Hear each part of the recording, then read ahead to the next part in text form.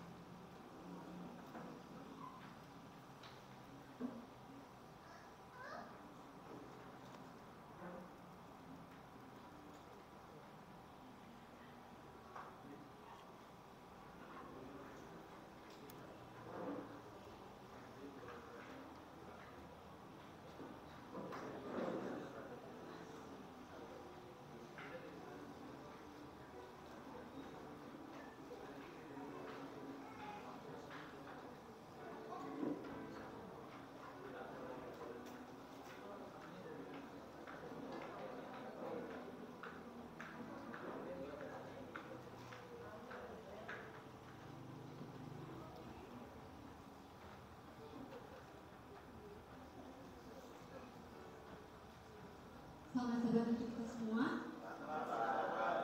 Untuk menyambut para partisipan, mari sama-sama kita berdiri dan menyanyikan lagu Tuhan adalah Milikmu.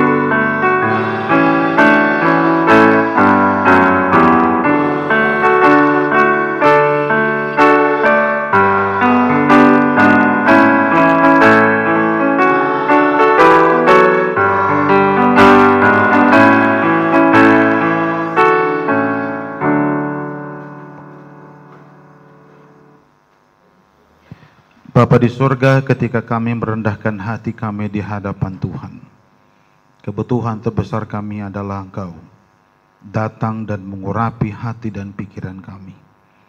Untuk kami menyambut akan suara-Mu. Dan kami percaya setiap firman yang disampaikan akan merubah hidup dan tingkah laku kami seturut dengan kehendak Tuhan. Ampuni dosa kami yang begitu banyak ya Tuhan. Karena kami berdoa hanya di dalam nama Yesus, Tuhan dan Juru Selamat kami. Amin.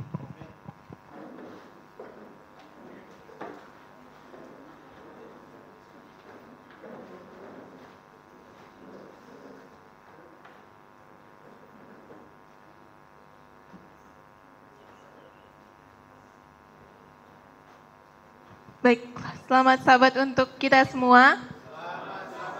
Sekali lagi, selamat sahabat. Baiklah, untuk memulai acara khotbah kita, mari sama-sama kita buka ayat bersautan kita di Ulangan 6 ayat 6 sampai 9. Bila sudah menemukan jemaat, saya undang untuk berdiri.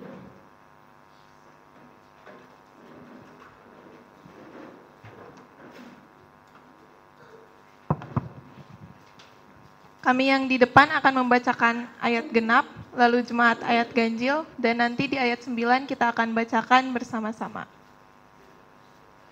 Ulangan 6 ayat 6.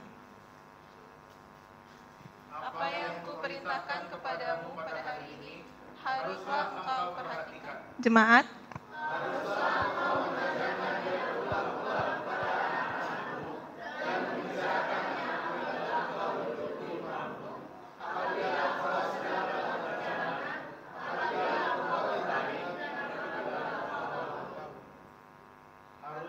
juga engkau mengikatkannya sebagai tanda pada tanganmu, dan haruslah itu menjadi lambang di dahimu.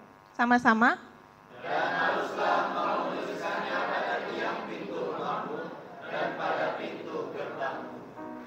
Kita akan menyanyikan lagu buka yang akan dipimpin oleh pemimpin lagu. Lagu Sion nomor 224, Apa Kita Hidup Dekat Yesus.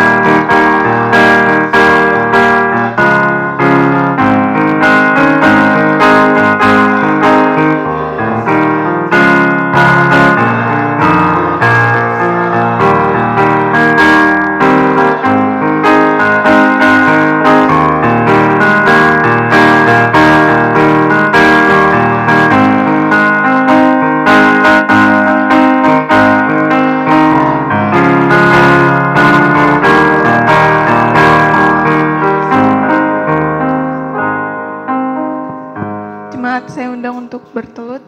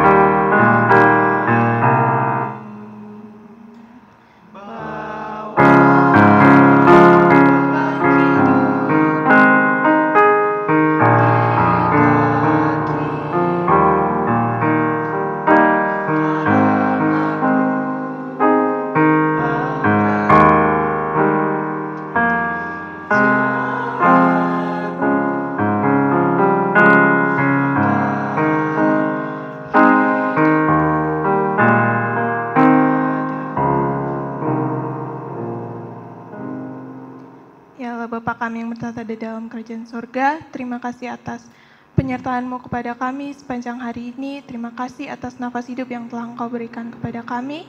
Sekarang ini kami akan memulai acara khotbah, kiranya Engkau memberkati acara ini dari awal, pertengahan hingga akhir. Kami berdoa untuk hamba Tuhan Bapak Pendeta Jimmy Sakul yang akan menyampaikan firman Tuhan, kiranya Engkau memberkati Pak Pendeta agar dapat berkata-kata sesuai dengan kehendak-Mu. Juga Engkau berkati kami yang akan mendengarkan firman Tuhan, kiranya kami dapat mengerti, dapat menjadi pedoman bagi hidup kami. Kami berdoa untuk teman-teman kami Tuhan yang tidak bersama-sama dengan kami hari ini, apapun pergumulan mereka, kiranya Engkau selalu menyertai mereka, dan kami dapat berbakti kembali di sahabat-sahabat berikutnya dan memuji Tuhan. Yang sakit Tuhan tolong sembuhkan, yang lemah iman Tuhan tolong kuatkan, dan yang berkekurangan Tuhan tolong cukupkan. Ini doa kami Tuhan, kami serahkan di dalam nama Yesus, Tuhan dan Juru Selamat kami yang telah mengajarkan kami berdoa.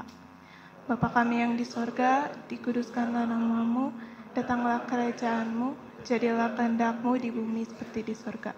Berikanlah kami pada hari ini makanan kami yang secukupnya, dan ampunilah kami akan kesalahan kami, seperti kami juga mengampuni orang yang bersalah kepada kami. Dan janganlah membawa kami ke dalam pencobaan, tetapi lepaskanlah kami daripada yang jahat. Karena Engkaulah yang punya kerajaan, dan kuasa, dan kemuliaan, sampai selama-lamanya.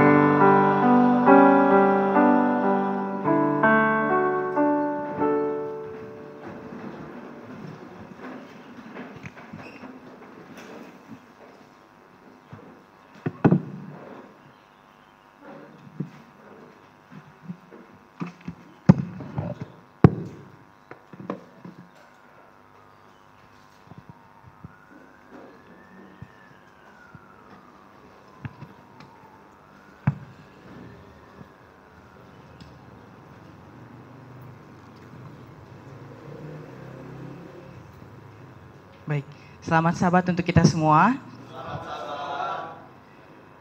Bacaan persembahan kita pada Sabat hari ini berjudul Hati yang Berserah. Ayat intinya terdapat di dalam Amsal 23 ayat 26 yang isinya, "Hai anakku, berikanlah hatimu kepadaku, biarlah matamu senang dengan jalan-jalanku." Salah satu permohonan yang Tuhan buat adalah agar umatnya memberikan hati mereka kepadanya. Saat kita menyerahkan hati kita kepada Tuhan, kita tidak lagi berada di bawah bimbingan iblis. Kita diarahkan oleh Allah untuk membuat keputusan-keputusan.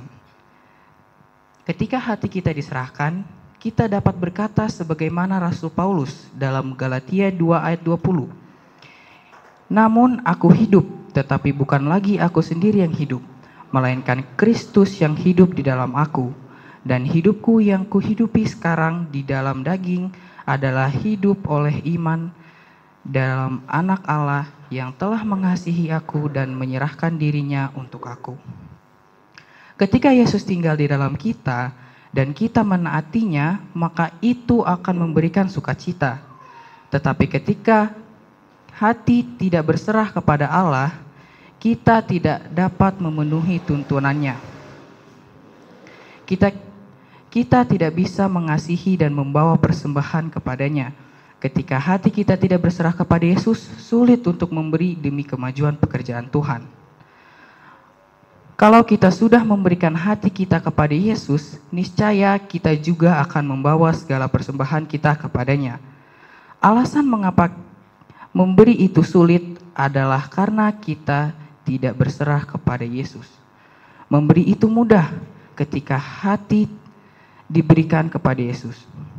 Sekarang ini kita akan berdoa agar kita memberikan hati kita kepada Yesus agar Ia boleh tinggal di dalam kita. Pekerjaan Allah tidak akan didukung kecuali hati kita diberikan kepada Yesus. Apakah Anda ingin melihat Injil diberitakan kemana-mana?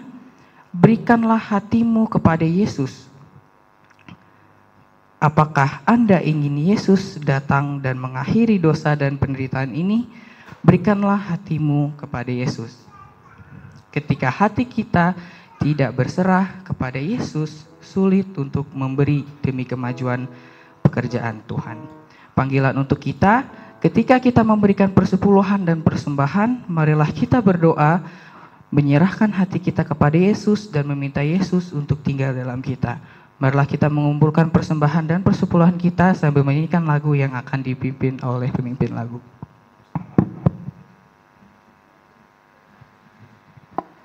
Mari sama-sama kita menyanyikan lagu Sion nomor 248, Ku Kasih Padamu, sambil mengumpulkan persembahan.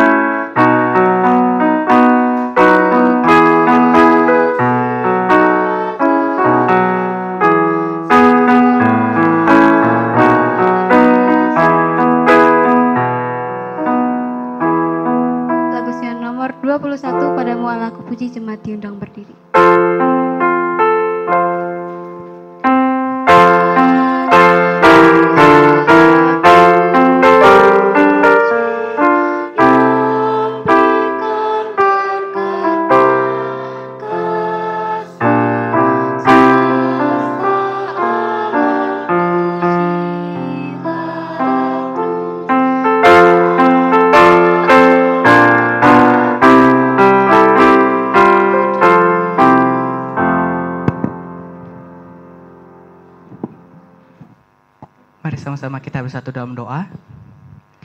Tuhan Allah Bapa kami yang bertahta dalam kerajaan surga, terima kasih atas berkat-Mu Tuhan dari pagi hingga saat ini Tuhan.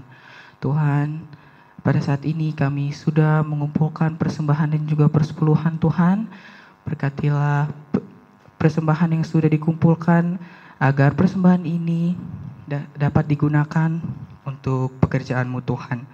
Tuhan, berkatilah juga tangan-tangan yang sudah memberikan kepada-Mu Tuhan, agar semua yang diberikan kepadamu hanya untuk kepujian dan kemuliaan bagi nama-Mu Tuhan. Tuhan, kami juga berdoa untuk saudara-saudara dan teman-teman kami yang tidak dapat hadir bersama-sama dengan kami di tempat ini, agar sabat selanjutnya kami bisa bersama-sama di sini memuji dan memuliakan nama-Mu Tuhan. Tuhan, inilah doa dan pengharapan kami, dalam nama Yesus kami berdoa dan mengucap syukur. Amin.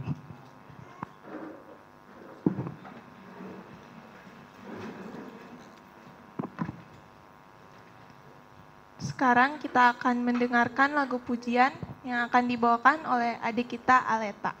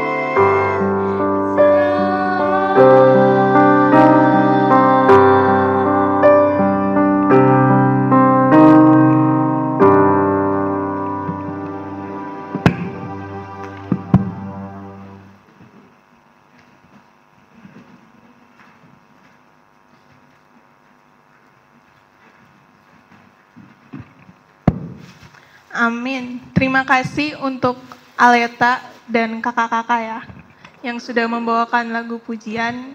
Kiranya apa yang sudah disampaikan dapat selalu memuji nama Tuhan dan jadi kekuatan bagi iman kita. Sekarang untuk anak-anak, saya undang untuk maju ke depan karena kita akan mendengarkan cerita anak-anak yang akan dibawakan oleh Ibu Pendeta Sakul.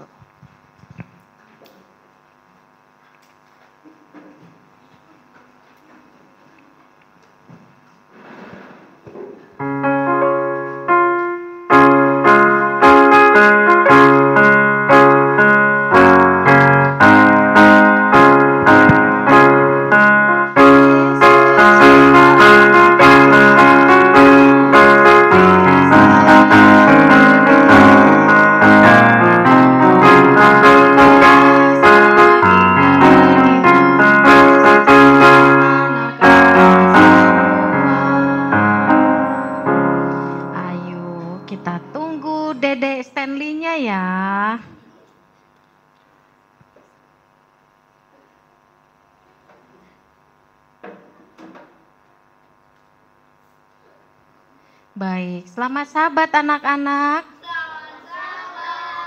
Apa kabarnya?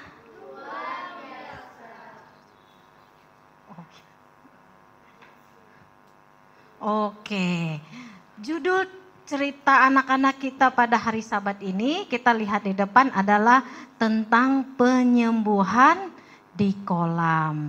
Nah, ceritanya terdapat dalam Yohanes 5 ayat 1 sampai 15. Nah, suatu kali, oh iya, Dedek Stanley-nya lihat depannya.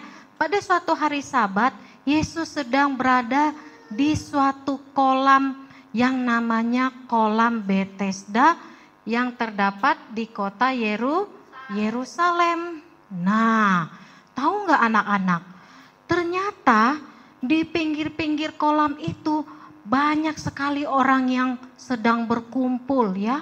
Ada yang sakit, ada yang buta, ada yang lumpuh, ada yang timpang. Jadi di sekitar kolam itu banyak sekali orang-orang sakit.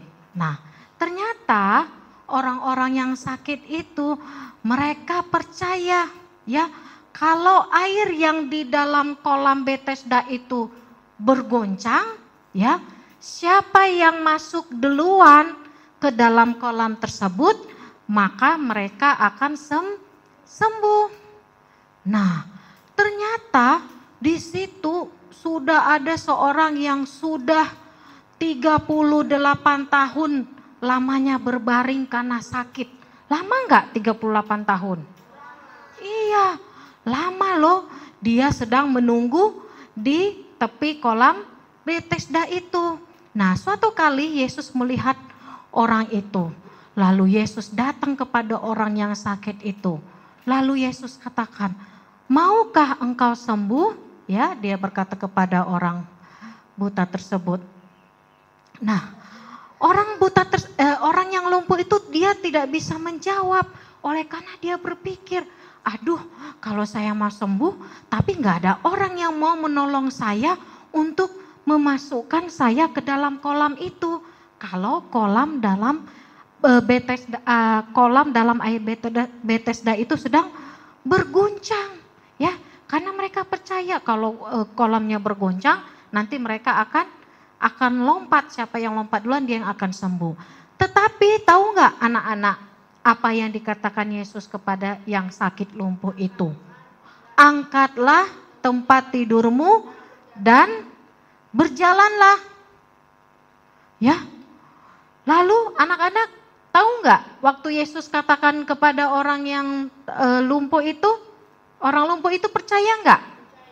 Percaya. Jadi dia nggak mau tunggu. Dia nggak mau tunggu air di dalam kolam Bethesda itu berguncangnya. Dia ingin sekali segera bisa berdiri dan mengangkat tilamnya. Dia merasakan seperti ada sesuatu kekuatan pada otot-otot kakinya, pada otot-otot tangannya. Dan segera orang yang lumpuh selama 38 itu segera berdiri. Nah, lalu setelah dia berdiri, lalu dia gulung alas tikarnya, alas tidurnya, lalu dia bisa berjalan dengan gembira. Kemudian setelah dia mengalami mujizat itu, ya orang lumpuh itu dia ceritakan kepada seluruh teman-temannya yang lainnya bahwa siapa yang sudah menyembuhkan dia?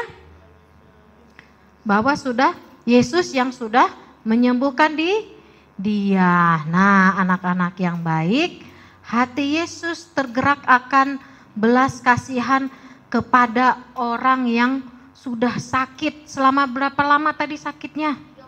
38 tahun ya.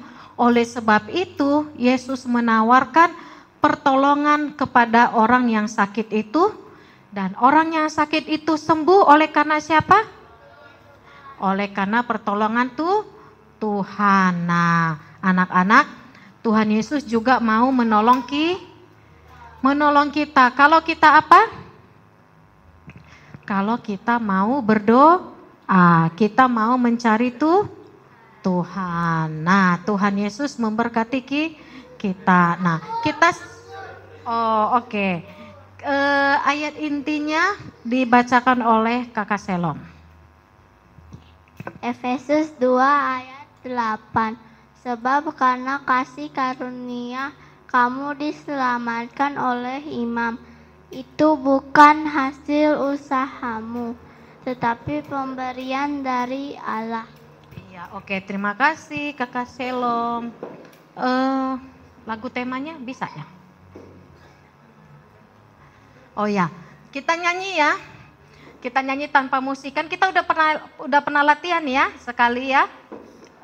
Bersiaplah, berjagalah. Oke, 1, 2, 3. Bersiaplah, berjagalah. Yesus segera datang ke dunia. Ceritakanlah, kabarkanlah, agar semua siap sedia. Yesus pasti datang lagi, karena Dia telah berjanji.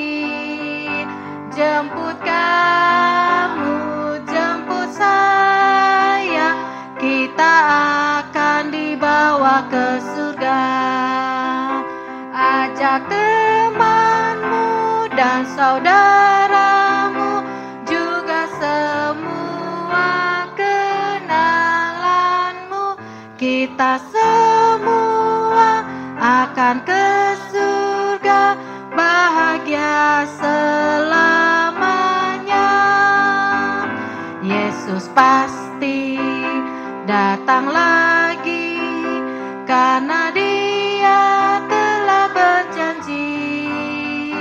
Jemput kamu, jemput saya, kita akan dibawa ke surga.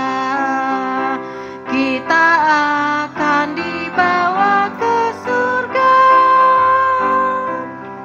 Oke, kita akan doa tutup. Ada 2 ya. Ada 3. Oke, 3-3-nya maju. Perempuan duluan ya, sebelah sini. Habis itu Koko Erik. Dan yang ketiga adalah Abang Daven. Kita sama-sama berdoa lipat tangan. Mari kita sama-sama berdoa. Tuhan Yesus, terima kasih berkati saja, berkati kami semua. Sekarang kami sudah selesai cerita anak-anak. Tuhan, tolong berkati kami semua. Tuhan, dalam Yesus kami berdoa, amin. Mari kita sama-sama berdoa. Tuhan Yesus, terima kasih untuk cerita anak-anak. Kami akan kembali ke tempat masing-masing. Berkati kami, dalam Yesus kita, amin. Kita sakit dalam berdoa. Tuhan Yesus, kami akan mendengarkan khotbah. Tuhan, berkati kami kita dulu manusia yang tidak nakal. Tuhan, terima kasih atas cerita anak-anaknya. Tuhan, dalam Tuhan Yesus dan syukur, amin. kasih, anak-anak sudah bisa kembali ke tempat.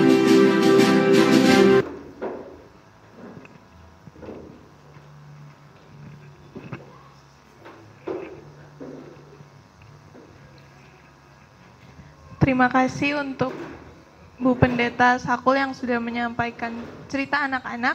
Sekarang kita akan mendengarkan lagu pujian yang akan dibawakan oleh PA.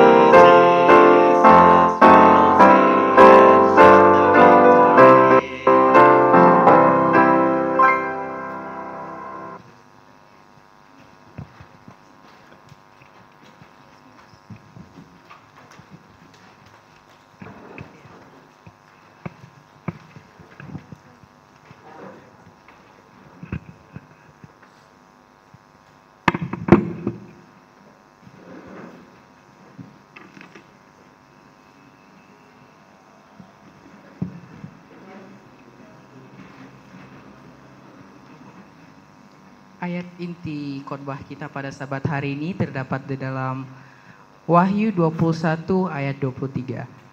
Kota itu tidak memerlukan matahari dan bulan untuk menyinarinya, sebab kemuliaan Allah meneranginya dan anak domba itu adalah lampunya.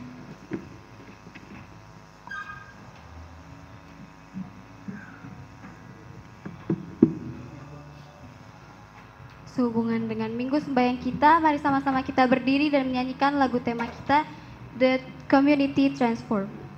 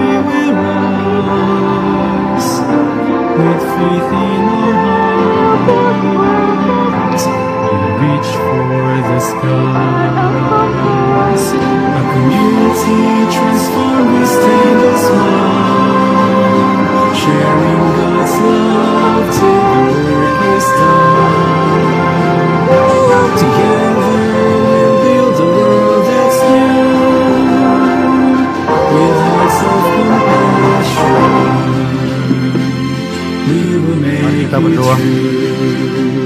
Bapa di sorga, pada saat kami akan menutup minggu sembahyang pemuda, kami rindu Roh Kudus Tuhan yang akan menuntun hati dan pikiran kami, agar kami menerima berkat Tuhan, yang tentunya kami dapat praktekkan dalam kehidupan kerohanian kami. Pimpin kami sepanjang Sabat ini, menjadi berkat dan kepujian hanya bagi nama Tuhan saja. Kami berdoa hanya di dalam nama Yesus kami berdoa. Amin.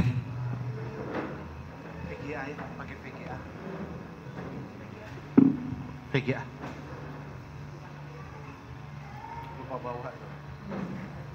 Baik, tidak terasa bahwa kita sudah masuki hari terakhir dari minggu sembahyang pemuda dengan judul komunitas yang diubahkan. Kalau dalam bahasa Inggrisnya adalah community transfer. Tadi waktu kita nyanyikan lagu tema, itu kalau nggak salah beberapa hari baru kita putar ya. Mungkin masih asing atau masih belum familiar di lidah kita, sehingga kita masih mengikut-ngikut saja ya. Tapi kalau kita lihat di dalam lagu tema kita tadi adalah sebuah community atau komunitas anak-anak muda yang Tuhan akan ubahkan untuk kita bisa melakukan hal yang baik kepada lingkungan sekitar kita. Ini menarik Bapak Ibu. Anak-anak muda, ya, anak-anak muda bagaimana bisa dituntun supaya mereka dapat melakukan tugas yang mulia. Kenapa? Ini penting. Tadi pelajaran sekolah Sabat bagus ini, dan ini menuntun ke situ. Bagaimana saya bisa menginjil? Tadi pelajaran hari ada Senin, Selasa, Rabu, dan Kamis. Ya. Bagaimana saya bisa menginjil kepada setiap orang di lingkungan kita? Tadi pelajaran sekolah Sabat kita, mari ada dua. Hukum dan keadilan yang berjalan bersama-sama. Lalu mengasihi Tuhan dan juga mengasihi sesama. Tahu bahasa Inggrisnya sesama di situ? Di semua translate, mau King James Version yang tertua, New King James Version, lalu American Standard Version, semua versi. Tahu apa arti sesama di situ?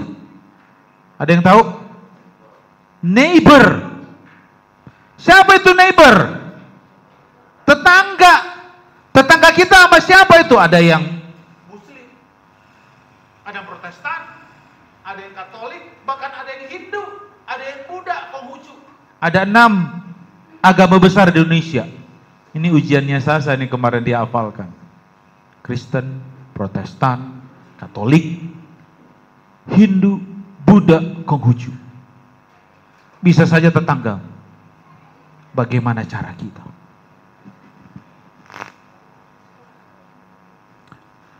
Saudara kekasih dalam Tuhan, siang hari ini pekabaran kita menarik. Kenapa? Kalau saya mau tanya,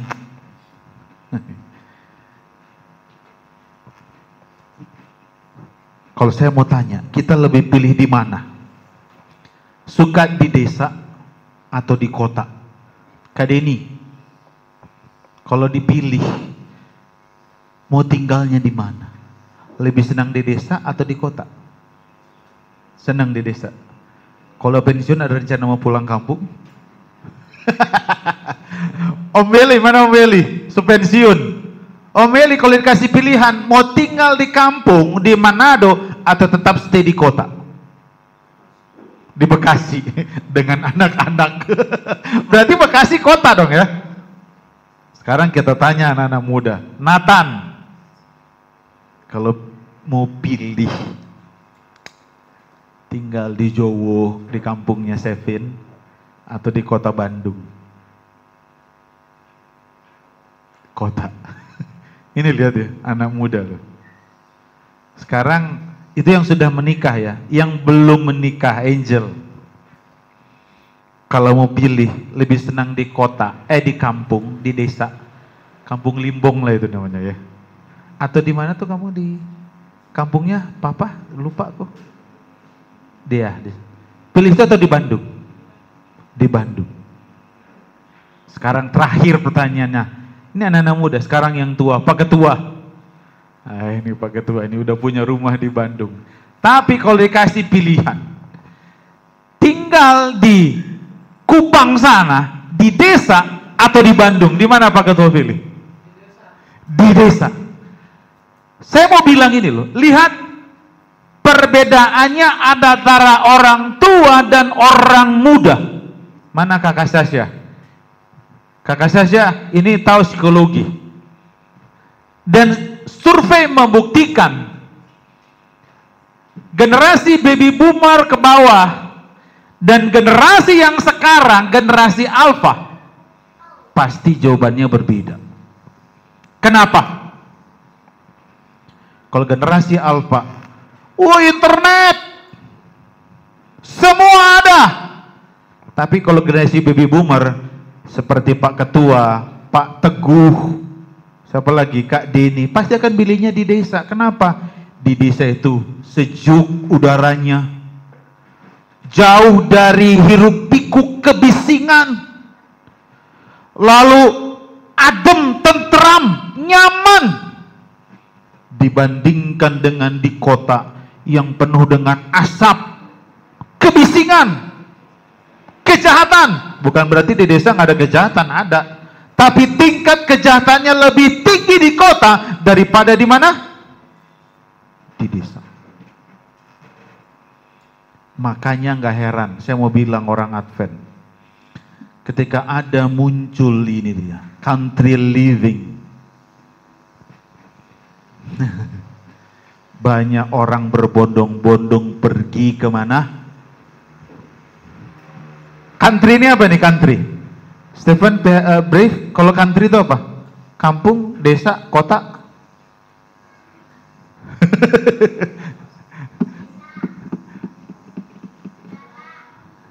Iya, country ya sama kayak pedesaan. Sudah tahu banyak orang yang banting setir karena Nyonya White katakan tinggalkan kota-kota, pergi ke desa-desa, hidup di sana. Sudah tahu banyak pengusaha-pengusaha mereka jual barangnya satu-satu, mereka hidup di desa-desa. Sampai di sini sih fine-fine aja. Tapi ketika keluar statement harus di desa, yang tinggal di kota itu berarti tidak mendengarkan suara Tuhan. Sampai di sini sudah mulai menghakimi Bapak Ibu. Heboh ini kan beberapa waktu yang lalu country living. Tapi sudah tahu country living tapi masih ada internet, TV masih ada. Lalu dimasukkan Ellen G. White, apakah ini perintah Tuhan? Lalu di waktu yang sama muncullah, tetap yang di kota tinggal di kota, kan harus menginjil. Jadi ada orang yang klaim country living, oh enggak, justru Nyonya White keluarkan buku, pergi ke kota. Sekarang pilih yang mana? Kalau ada yang mau ke desa, monggo. Kalau dia mau tinggal di kota melayani, monggo.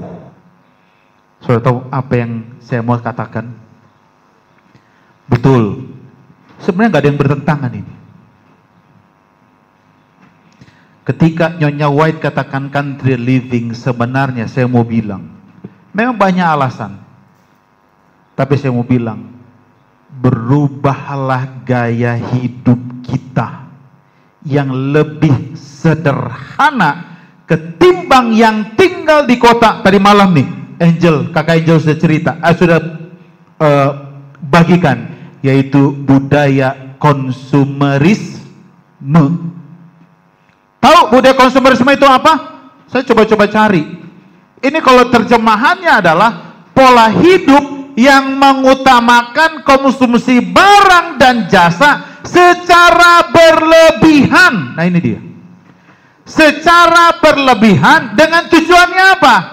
Untuk memenuhi kebutuhan dan keinginan individu. Sebenarnya masing-masing pasti punya ingin memenuhi kebutuhan, tapi yang saya ingin garis bawahi adalah konsumsi barang jasa itu secara berlebihan. Saudara tahu, sekarang ngetop ini namanya OOTD. Tahu OOTD? Outfit of the Day. Saudara tahu ini siapa?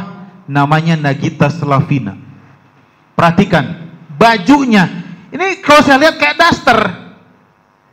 Tahu ibu-ibu senang pakai daster kalau di mana? Di rumah. Tapi ini bukan sembarang daster. Tahu ini? Bajunya adalah polka dot pattern dress from editionalist.com. Tahu harganya berapa? Harganya ini baju di polka dot ini ditaksir itu $1.720, yang dirupiahkan harganya 24.900.000. Bajunya doang nih. Ini baru baju. Lalu tas, tulisannya Hermes, tapi bacanya Hermes. Betul? Mana ibu-ibu? Betul bacanya?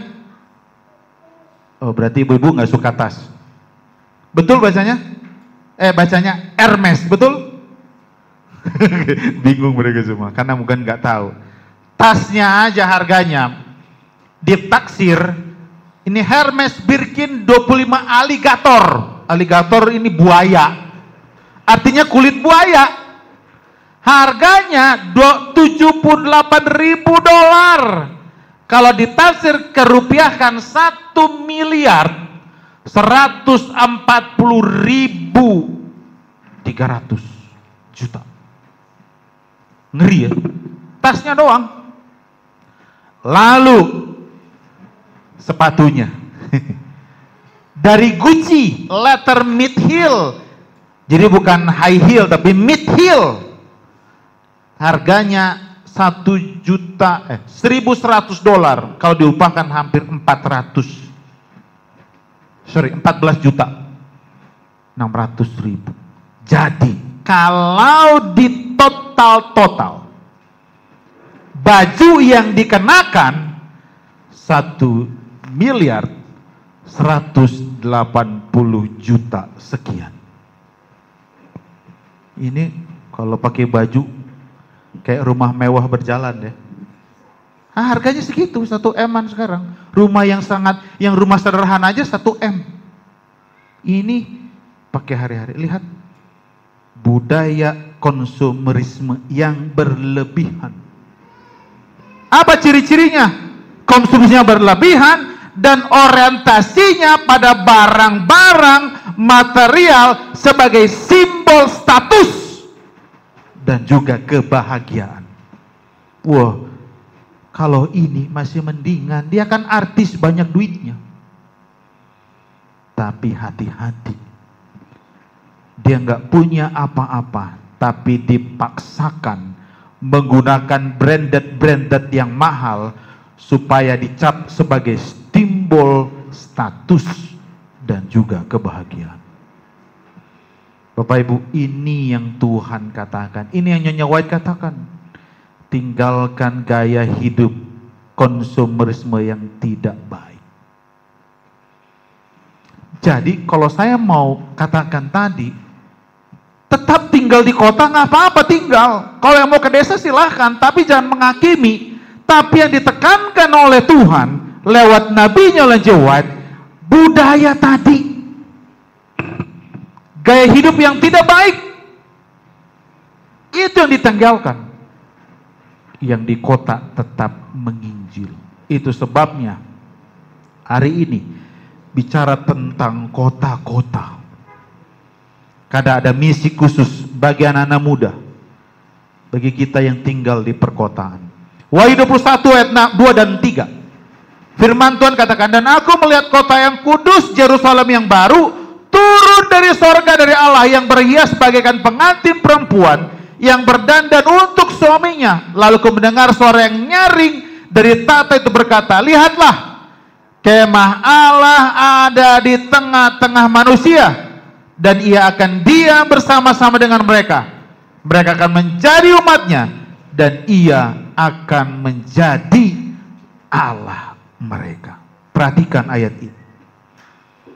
Hal ini tentunya memberikan kita pandangan bahwa Alkitab, ini dia, sebenarnya adalah sebuah buku yang berfokus kepada kota. Nah, ini menarik Bapak Ibu. Di satu sisi katanya harus tinggalkan kota ke desa-desa, tapi justru Alkitab banyak berfokus kepada kota. Memang sulit bagi kita, khususnya ketika kita menyadari bahwa contoh di dalam Alkitab yang kita pelajari, di dalam Alkitab itu banyak tokoh-tokoh seperti Musa, Daud, Daniel, bahkan Yesus sendiri. Coba lihat di dalam Alkitab kejadiannya selalu kebanyakan di mana? Di perkotaan. Namun ini dia, dunia mereka mungkin lebih lama atau urban dibandingkan dengan peradaban dimanapun sebelumnya, bahkan setelah selama ribuan tahun berikutnya. Memang ada perbedaan, tapi dunia di mana Alkitab ditulis itu didominasi oleh kota-kota. Contoh nih, pada tahun 2000 sebelum Masehi, kota Abraham, kota Ur, mereka memiliki populasi sekitar 250 jiwa, 250 ribu jiwa. Dan menurut Yunus pasal ketiga ayat 3, kota kuno Niniwe yang begitu besar itu dibutuhkan 3 hari perjalanan untuk menyeberangi pulau itu dengan kaki, berjalan kaki. Bayangkan, 3 hari 3 malam untuk melintasi kota Niniwe itu. Berarti cukup luas dengan berjalan kaki. Nah, ini menarik. Pada zaman Nebukadnezar, kota Babel ini, kota Babel adalah kota yang sangat luar biasa. Temboknya aja panjangnya 11 mil. Serta sistem air dan irigasi yang sangat luar biasa. Kalian tahu toilet flush? Ini dia. Kan kita pikir terkenalnya baru sekarang kan? Tapi zamannya Babilonia sudah ada toilet flush. Arsitek menemukan ini tidak ada tandingannya di akhir abad ke-19. Mereka menemukan ini, toilet flush. Sudah ada. Mohon maaf ketika kita buang air kecil, air besar, langsung ada toilet flush kayak seperti ditekan. Saya nggak tahu modelnya seperti gimana mereka ditekan atau dipompa, saya nggak ngerti. Tapi mereka lebih canggih di abad ke-19. Bahkan cuma itu aja, ada 10 fakta menarik kota Babeleno, yaitu taman gantung yang sampai sekarang ini arkeolog bahkan peneliti-peneliti bingung kok bisa ada taman gantung. Dulu kan harus ada medianya tanah, tapi di Babilonia tumbuh subur tanaman-tanaman yang seperti, makanya dibilang tanah gantung. Di atap-atap ada seperti hutan yang asri, tumbuh sangat luar biasa.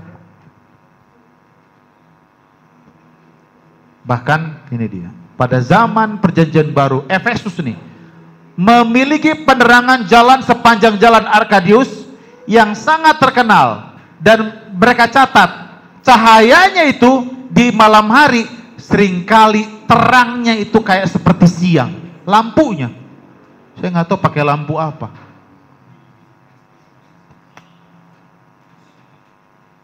Bahkan Antioquia memiliki deretan pilar berjajar sepanjang 16 mil.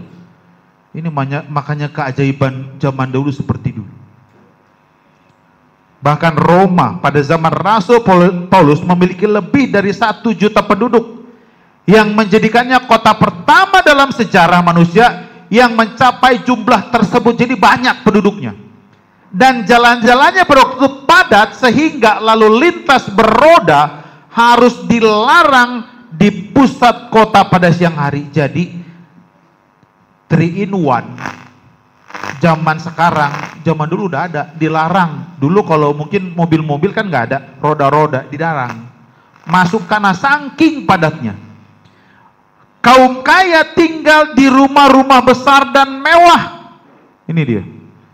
Sementara kelas menengah itu menetap di gedung-gedung apartemen yang canggih. Namun, ini dia, kaum miskin pun sebagian besar yang tinggal di penduduk Roma hidup di 46.000 rumah petak, dan banyak di antara mereka ini tinggal di apartemen-apartemen bertingkat. Ini dia. Ini arkeolog menemukan bangunan-bangunan mereka ini canggih-canggih, hebat.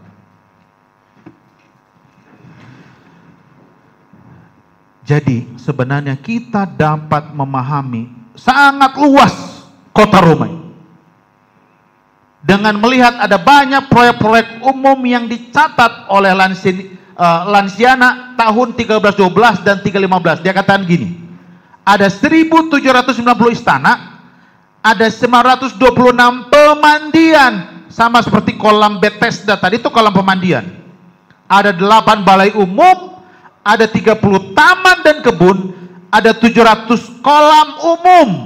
Saya nggak tahu kolam ini apakah kolam renang, saya nggak tahu.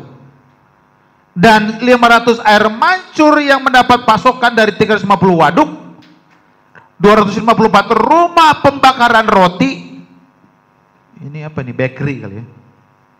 290 gudang, 37 gerbang, 36 lengkungan marmer, 2 sirkus, 2 amfiteater, 3 teater, 28 perpustakaan, 4 sekolah gladiator, 5 arena pertunjukan laut, pertunjukan kapal, 6 obelisk, 8 jembatan, 19 saluran air, 3.785 patung perunggu, dan ada 10.000 patung ukiran. Begitu dahsyatnya dan luar biasa. Jadi umat Allah dalam Alkitab adalah orang-orang yang hidup di lingkungan perkotaan. Siapa saja itu? Ada Daud, Yesaya, Daniel, Nehemia, bahkan Paulus sebagai penginjil utama Kristen yang menjangkau kota-kota besar di Kekaisaran Romawi. Bahkan Paulus diuntungkan karena dia punya kewarganegaraan. Dia punya visanya 2. Mau kemana-mana dia bisa masuk. Sebagai orang Yahudi, Romawi, dia punya 2 kewarganegaraan. dan penginjilannya adalah di mana? Di perkotaan. Yohanes juga, dia membayangkan rencana akhir Tuhan bagi umat manusia di sebuah kota yang tak terlukiskan. Bahkan tindakan penebusan Yesus lewat penyalipan hanya dapat terjadi di sebuah kota di mana kekuatan politik Romawi mempengaruhi religius dan imam-imam Yahudi serta bekerja sama untuk membunuh anak Allah. Bahkan Paulus, sebagian besar tulisan Paulus untuk jemaat-jemaat di kota sebagai paduan tentang bagaimana gereja dapat menjalankan pelayanan secara efektif di lingkungan perkotaan.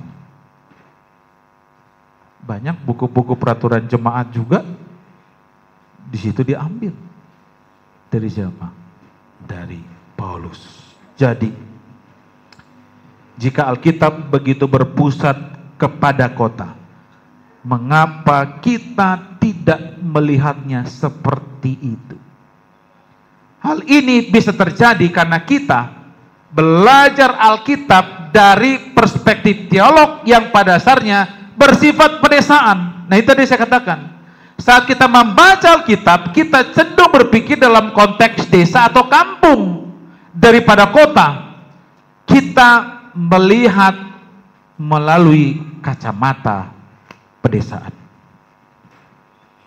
Padahal yang saya mau tekankan di awal tadi, budaya-budaya yang tidak berkenan, budaya hidup di kota dengan gaya konsumerisme berlebihan, itu ditinggalkan.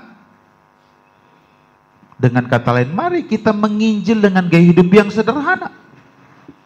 Kota-kota di Eropa baru mulai berkembang secara signifikan pada awal ke-12, namun ukurannya masih kecil dibandingkan dengan kota-kota dalam Alkitab.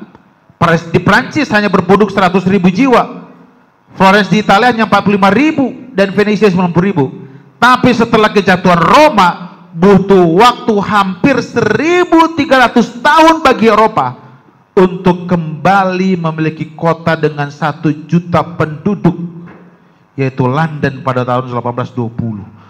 Untuk mereka berkembang aja lama. Kenapa? Karena begitu luas. Begitu luas. Alkitab ditulis dalam konteks perkotaan di Timur Tengah, tapi perumusan teologi utama gereja itu berkembang di pedesaan Roma.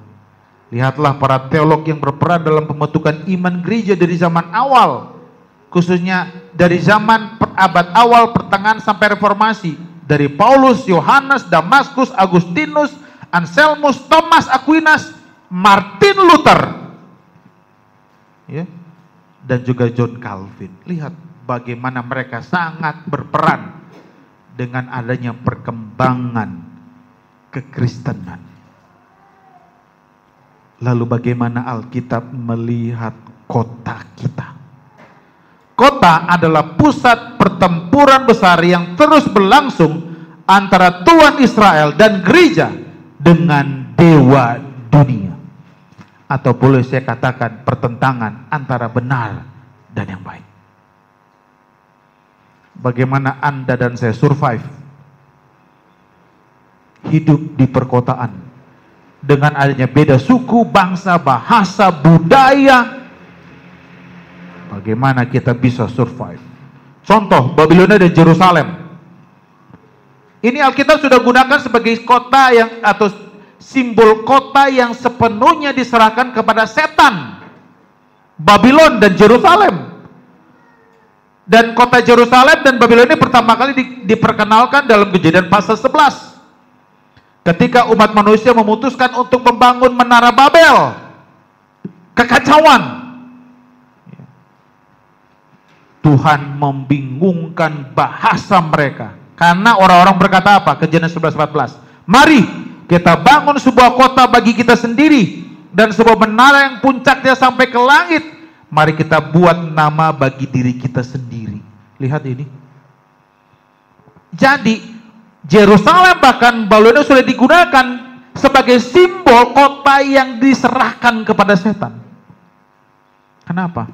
Banyak kejahatan di sana. Dosa yang timbul di sana. Kota Bandung seperti apa? Apakah kota Bandung sudah diserahkan kepada setan? Bagaimana gaya hidup di kota Bandung seperti apa?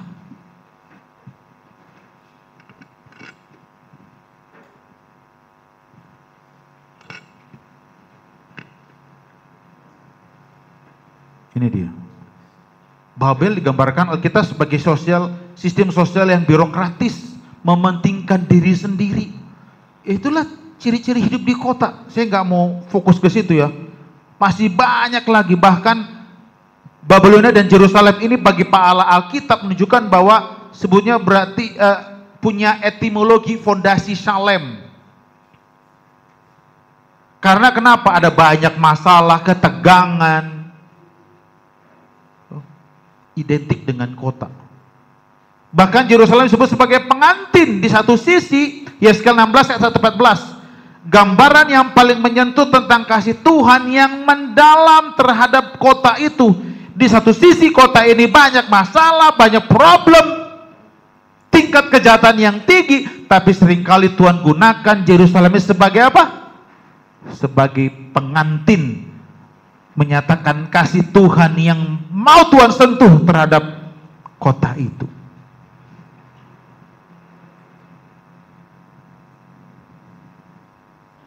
Dan kota seringkali diidentifikasi banyak kejahatan. Tapi kejahatan itu apakah secara individukah atau kolektif? Tahu kolektif? Kelompok. Contoh, secara kolektif Bukit Zaitun semua bicara berarti semua anggota. Kalau pribadi ya sendiri-sendiri.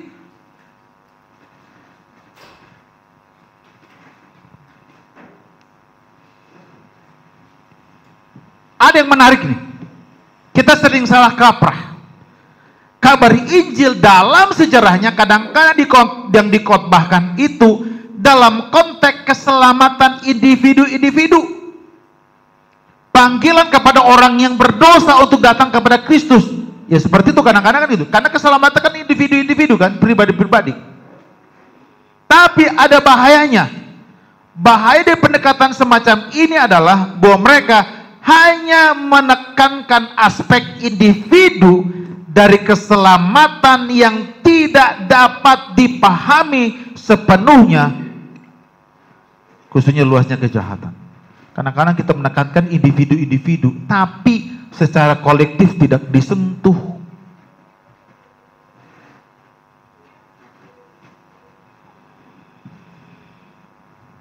Ketika kita melihat Alkitab, kita temukan bahwa keselamatan itu dipresentasikan sebagai sesuatu yang bersifat individu sekaligus, ini dia, kolektif. Saya mau bilang ini, seringkali kan keselamatan kan pribadi-pribadi gitu. Oh iya, bagaimana dengan keluarga? Apa iya ini waktu kemarin ya? Mana Bang Joses? Bang Joses dari keluarga terakhir yang dibaptis kan? Dan tentunya keluarga mendukung. Mana iya, kakaknya kan bilang, Joses lu mau dibaptis atau enggak silahkan, urusan lu sendiri ya. Lu mau selamat apa enggak silahkan. Enggak mungkin kalian ngomong begitu kan? Kerinduannya adalah satu keluarga diselamatkan, betul enggak? Jadi ini bicara kolektif, bukan bicara individu. Walaupun memang keselamatan itu secara pribadi-pribadi. Tapi Tuhan Yesus itu memang singgung secara pribadi, tapi juga secara kolektif. Keluarga. Saya nggak mungkin saya katakan kepada anak saya, Sasha, kamu ke gereja rajin ya. Kalau kamu enggak ya silahkan, kamu selamat atau tidak ya enggak. Enggak ada orang tua seperti itu. Di mana anak pasti rindu anaknya pun selamat. Bukan cuma anaknya, bahkan keluarga, kakak adik mau selamat. Itulah makanya Yesus katakan, bukan secara individu. Karena kenapa? Perkotaan itu rentan dengan individu, sangat identik dengan individu. Lu gua. Bener nggak? Apalagi yang di Jakarta. Wah, kental sekali, individu banget. Urusan lu nggak mau ikut, ya lu selesai. Sangat identik dengan individu. Padahal Yesus mau keselamatan juga bersifat individu sekaligus kolektif. Lihat yang digunakan Alkitab, umat perjanjian, bangsa Israel, umat Allah, umat yang sisa, kerajaan Allah, gereja, bahkan Yerusalem baru. Ini bersifat apa? Kolektif, bukan individu. Bahkan sistem-sistem dalam sebuah kota juga begitu. Karena identik dengan ekonomi, politik, dan juga agama. Dan jangan heran Bapak Ibu. Ada yang bilang gini kan, orang Advent gak boleh politik, benar gak? Benar gak? Orang Advent gak boleh berpolitik. Tapi kalau ikut partai bagaimana? Di Manado, saya gak mau bilang, di Manado ada orang Advent ikut partai. Karena tujuan mereka begini, Pak Pendeta gak salah dong. Kenapa? Ketika ada orang masuk di pemerintahan, bisa menolong kelangsungan peribadatan kita. Benar gak? Benar gak? Tapi ada orang bilang gini, namanya politik kesannya sudah negatif, benar gak? Ada orang katakan politik itu menghalalkan segala cara, benar gak? Terserah pemikiran kita seperti apa, kata politik. Karena dimanapun juga, saya udah pernah ngobrol sama Pak Ketua ya, di gereja sudah masuk politik enggak? Politik itu apa sih sebenarnya? Banyak orang yang belum mengerti apa arti kata politik. Sehingga disamakan cara-cara di luar sana masuk ke dalam gereja. Supaya kita tidak salah mengerti. Tapi saya mau tekankan, Alkitab saja. Tekankan juga, kenapa? Ini dia. Sistem yang mengatur kehidupan sebuah kota adalah adanya ekonomi, politik, dan juga agama. Kita juga tidak lepas dari situ, Bapak Ibu. Ingat, lihat ini, Musa. Dalam pidato terakhirnya, sebelum kematian Musa, Musa mengingatkan bangsa Israel bahwa ia bermimpi tentang sebuah bangsa baru, sebuah kerajaan yang hidup di bawah Tuhan, dan masyarakat baru itu telah dibangun dengan cermat dan dipraktekkan di padang gurun. Namun sekarang Musa berkata kepada bangsa itu dalam Ulangan pasal yang ke-6 tadi, mereka akan masuk ke tanah yang baru untuk memilikinya. Itu akan menjadi tanah yang dihuni oleh orang-orang kafir yang tidak akan menerima atau bahkan menghargai cara hidup mereka. Bahkan sebaliknya, mereka akan menentang gaya hidup kita.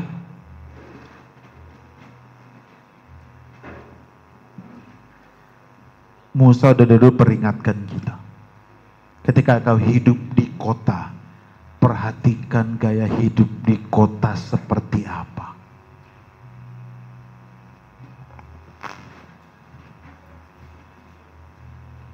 Tanah yang baru itu hanya dipenuhi dengan kota-kota yang kaya raya, yang akan mereka miliki. Kekayaan itu mungkin akan mengikis cara hidup mereka. Tanah baru itu akan membawa banyak kemakmuran sehingga mereka akan berpikir bahwa mereka telah membuat diri mereka kuat, daripada melihat semuanya sebagai pemberian dari Tuhan. Nah ini dia. Saya mau tanya Bapak Ibu, orang Advent boleh jadi orang kaya nggak? Boleh?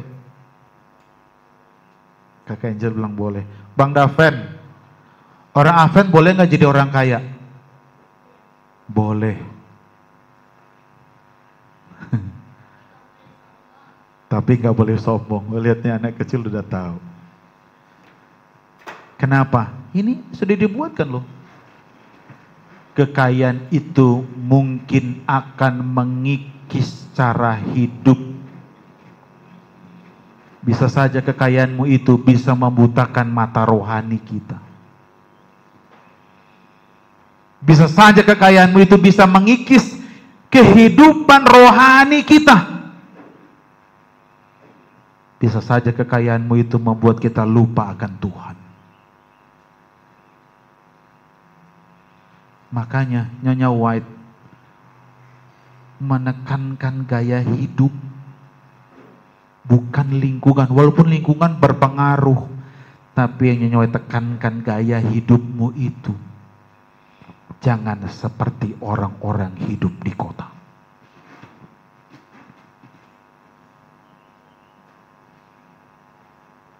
Alkitab mengatakan, Ulangan 6 ayat 4 sampai menyatakan, dengarlah hai Israel, Tuhan Allah kita, Tuhan itu Esa, kasihlah Tuhan Allahmu dengan segenap hatimu, dengan segenap jiwamu dan dengan segenap kekuatanmu. Dan perintah-perintah yang aku sampaikan kepadamu hari ini, haruslah ada dalam hatimu. Jadi penulis Ulangan memberitahu bahwa fondasi yang kokoh, walaupun kita mau hidup di kota yang sungguh luar biasa kejamnya kota itu, ini fondasinya didasarkan hubungan kita dengan Tuhan. Amin. Ini landasannya, fondasi kita. Walaupun ada banyak politik, aduh luar biasa ini.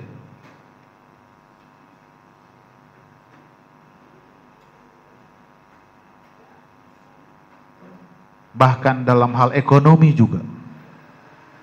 Tapi kesemuanya itu, Musa mengingatkan bangsa Israel. Ini dia.